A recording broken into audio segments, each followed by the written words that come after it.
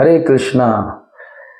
So, in today's days, so many people came on the social media with so many subjects matter to discuss over there. They came with so many ideas, so many methodologies, and number of subjects matters are there to discuss, and they are there on YouTube, Facebook, and whatever, and so whatever, uh, Instagram, whatever. Okay, so there are so many subject matter, but one subject matter is very prominent. And what is that? That is mind. So many people came with their methodology and ideas that how to control the mind. It means that the mind is out of control. For that reason, they are giving webinar, seminar to control the mind. Now, further, they teach you the techniques how to control the mind, how to focus, how to concentrate. So these subjects matter are taught on the social media or social platform. So, do they know what exactly that mind is? Can we see the mind? Can anybody have seen the mind? Where is mind? What is the location of mind in the body? One may say that brain is a mind. No, brain is not a mind. Brain is a physical part. It is an anatomical part. Uh, but what consists of brain and what consists of mind? So that subject matter we are now going to discuss. Let us take the some reference of shlokas from the Bhagavad Gita and even Srimad Bhagavatam. तो भगवद गीता 7.4 में in Bhagavad Gita 7.4 Lord Sri Krishna said that this material world is made up of 8 different elements. They are separated energy of the God or Krishna. So what Lord Krishna says in Bhagavad Gita, that this material world is made up of earth, water, fire, air, ether, and mind, intelligence, and ego. These are 8 elements which make up this material world. So there is a spiritual world and this material world. In Bhagavatam, this material world is consists of 24 elements. But in Bhagavad Gita, Krishna says, Bhumir apanalo vayu kham manor buddhirevacha ahankar itiyam me bhinna prakriti rashtita. Now, this body is called as a gross body, and then there is a subtle body, and there is a soul. Now, the word Atma is known by everyone. Everyone, they may have heard the word Atma or soul, but there is a lot of confusion. There are so many people who don't believe on presence of soul or Atma. Some people say that the Atma is there only in human, not in animal. So they don't deserve to live. We can kill them. That is their understanding. Now again, one of the confusion is that some people, those who believe on the soul, their confusion is that whether we are soul or the soul is inside our body. That is one of the confusion. So let us clear this confusion through the eyes of Bhagavad Gita. Now, the Bhagavad Gita said that this gross body which you see now is made up of earth, water, fire, air, ether. This is called as Mahana Tattva. Main element, earth, water, fire, air, ether. Gross element. And another body is there which is made up of subtle element, which is made up of mind, intelligence, and ego. And then the soul. Now the soul is covered by 2 bodies. One is subtle body, which is made up of mind, intelligence, and ego, and another body which is gross body, which is made up of earth, water, fire, air, and ether. Now when the person dies, the soul leaves the body along with subtle body. The soul get out of body with subtle body, which is made up of mind, intelligence, and ego. And as soon as the soul leaves this body become lifeless. There will be no any symptom of life. Hmm. If so many people, the scientists argue that this symptom of life came by chance, or they say that by the specific combination of the chemical element, the symptom of life begins.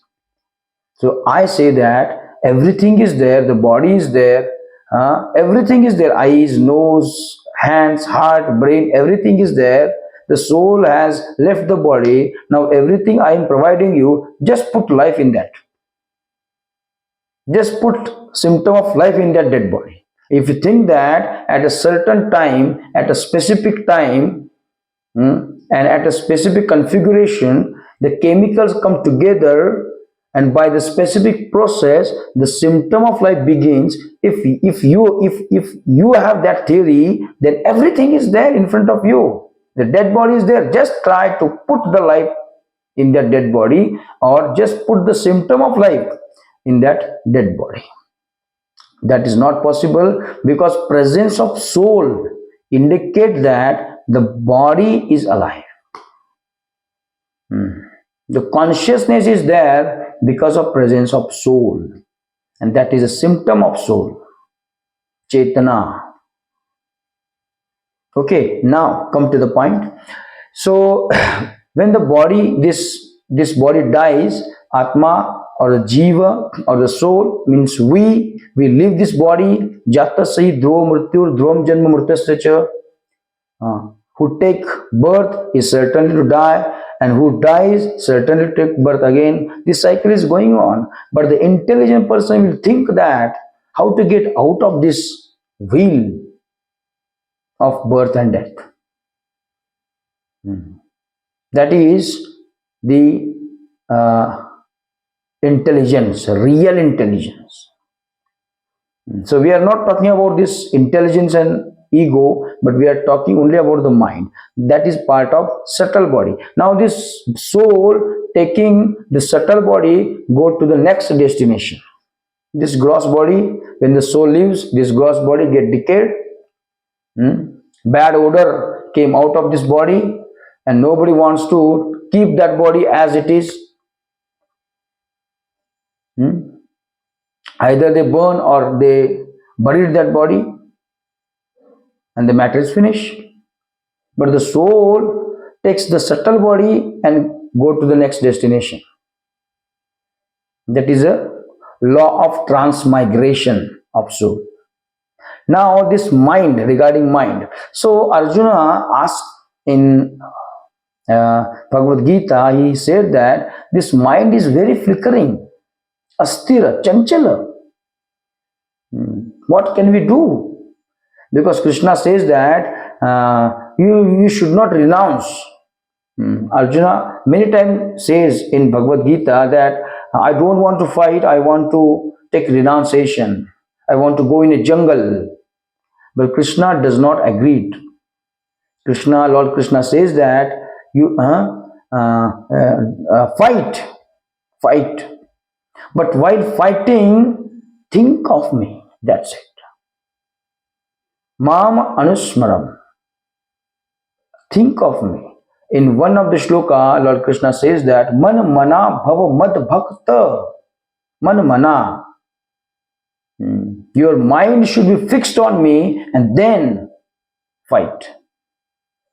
Then Arjuna said, this mind is very chanchala, astira. This mind is very flickering. It cannot stay on one thing. How can I concentrate? Krishna says, abhyasena. Practice. By practice it is possible. By practice it is possible. Now, suppose by practicing or by giving or getting some techniques or different methodologies, suppose you came at the point that you have got that ability to focus or concentrate. Now the question is on what we should have to focus. That is subject matter of discussion. Somehow or other, here from here or there, you have got some techniques, you have got some methodologies, some planning, and from that you are now able to focus. You are now able to concentrate on something. Now the question is, on what we have to concentrate, on what we have to focus this mind. Now Krishna says in Bhagavad Gita that when Arjuna wanted to know that who is dearmost to the Lord Krishna, therefore Krishna says in Bhagavad Gita, those whose mind and intelligence is fixed on me, those are very dear to me. Mind and intelligence, both. And in that also, Krishna says that once whose mind is fixed on me completely, who is very dear most to me. Because this intelligence, it is just like a technical matter. Intelligence is there, it will decide what is right, what is wrong. It will contemplate, speculate, but the emotions are there in mind, not in intelligence. Intelligence will just do only tarka, but the emotions are there, love are there. The origin of love and emotions is mind, not intelligence.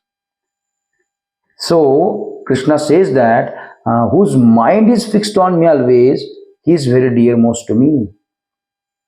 Now what we can learn from this? Krishna says that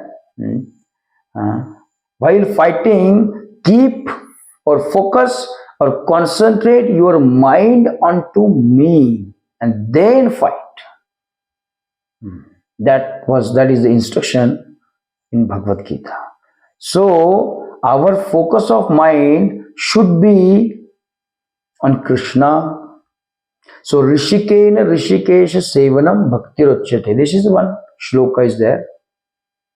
Krishna says that these senses are superior to this material or dead matter, and the mind is superior to these senses. Now what this shloka is, Rishik means senses, Rishikesha, this is one of the name of Krishna. Krishna is addressed by various name in Bhagavad Gita as a Madhusudana, as a Madhava, as a Rishikesha. So this Rishikesha word is there. Now Rishika means Indriya, as I already told you. Isha means Ishvara. So Krishna is the master of senses. Now if we engage these senses in the Krishna service, if we engage these senses in the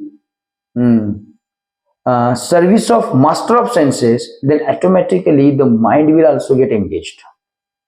There is no need to conduct the webinar or seminar and all these things.